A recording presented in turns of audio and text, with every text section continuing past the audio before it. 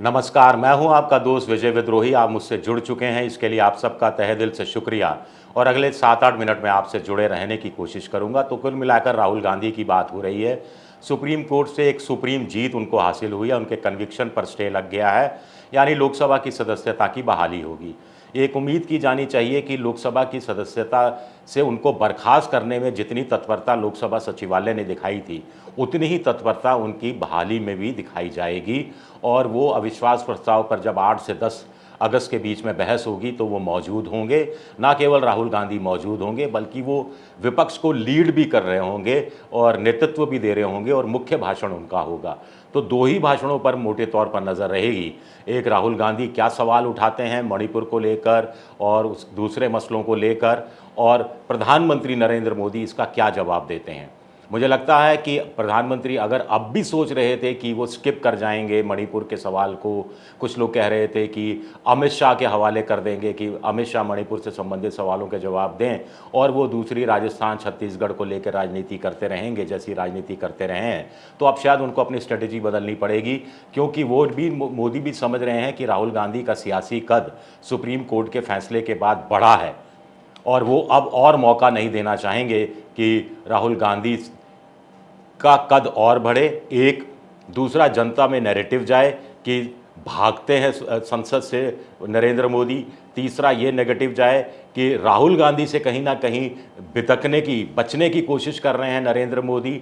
और चौथा ये कि खामखा विपक्ष को और मौका क्यों दिया जाए, क्योंकि राहुल गांधी के पक्ष में जो सुप्रीम कोर्ट ने फैसला सुनाया, उसके बाद कांग्रेस के मुख्यमंत्रियों जैसे अशोक गहलोत हैं, जैसे दूसरे मुख्यमंत्री हैं, उन सब ने बीजेपी पर, मोदी पर हमले करने शुरू कर दिए हैं कि ये सब उनकी एक साजिश थी। वो राहुल गांधी को बदनाम करना चाहते थे, राहुल गांधी को संसद में आने से रोकना चाहते थे, संसद में राहुल गांधी की मौजूदगी को वो सहन नहीं कर पा रहे थे।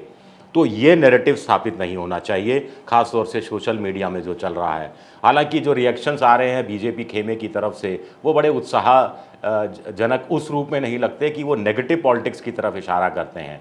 या तो फिर बीजेपी ने तय कर दिया है कि अब पूरी तरह से नेगेटिव पॉलिटिक्स करनी है और राजस्थान, छत्तीसगढ़ और दूसरे पश्चिम बंगाल जैसे जो गैर बीजेपी शासित राज्य हैं, उन्हीं को आगे बढ़ाना है।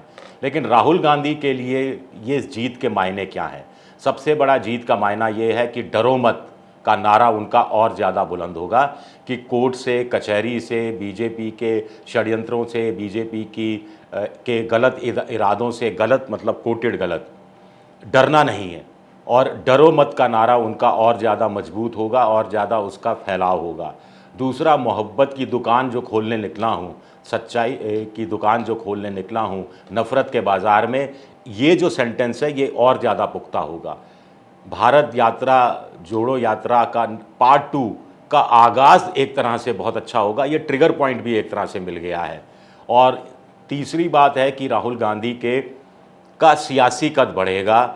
जनता के बीच में एक बार फिर चर्चा शुरू हो गई है कि कैसे फंसाया गया, जैसे कुछ लोगों के दिमाग में आ रहा है। जैसे सुप्रीम कोर्ट ने भी कुछ सवाल किए कि आखिर इतनी 2 साल की सज़ा क्यों दी गई, आखिर हाई कोर्ट के फैसले पर सुप्रीम कोर्ट ने अपनी तरफ से हैरानी जताई। तो ये तमाम जो मौखिक टिप्पणियां हुई या फैसले से पहले की टिप्पणियां हुई, वो ज़्यादा चर्चा में आती हैं, फैसला कम चर्चा में आता है। और कई बार मौखिक टिप्पणियों को फैसले का हिस्सा भी नहीं बनाया जाता है। लेकिन अब एक दिलचस्प चीज़ ये है कि एक तो उनकी सदस्यता बहाली, दूसरा, जब वो भाषण देंगे अविश्वास प्रस्ताव के दौरान, अगर उनको मौका मिलता है, तो वो जो बोलेंगे क्या एक्सपंज तो नहीं कर दिया जाएगा जैसे पहले एक्सपंज कर दिया था अडानी पर जो बोला था। कुल मिलाकर मज़ेदार बात थी कि मोदी से जो राहुल गांधी ने सवाल पूछे थे अडानी को मुद्दे को लेकर, वो तो एक्सपंज थे और जवाब वैसे के वैसे रखे गए थे। ये बड़ी मज़ेदार बात थी। डेरेक ओब्रायन का आज एक लेख भी छपा है इंडियन एक्सप्रेस में, जिसमें उन्होंने लिखा है कि उन्होंने संसद में एक सवाल ये कहा कि आखिर प्रधानमंत्री मणिपुर में कब बोलेंगे, इसको भी एक्सपंज कर दिया गया। सीताराम येचुरी ने भी इस तरह के कुछ सवाल पूछे, वो भी एक्सपंज कर दिए गए।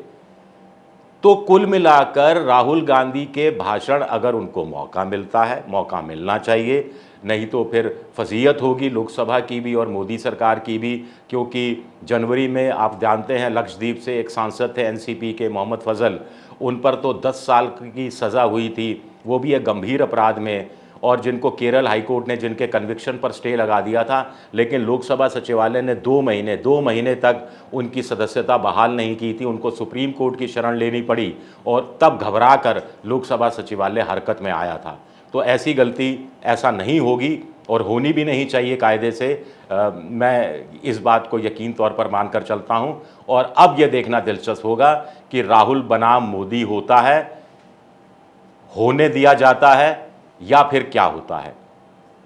शुक्रिया मेरा ये वीडियो देखने के लिए। पसंद आए तो लाइक कीजिए, सब्सक्राइब कीजिए, शेयर कीजिए और मेंबरशिप ड्राइव में भी आप जा सकते हैं, मेंबरशिप का बटन क्लिक करके और कुछ मदद कर सकते हैं। शुक्रिया, बहुत बहुत शुक्रिया।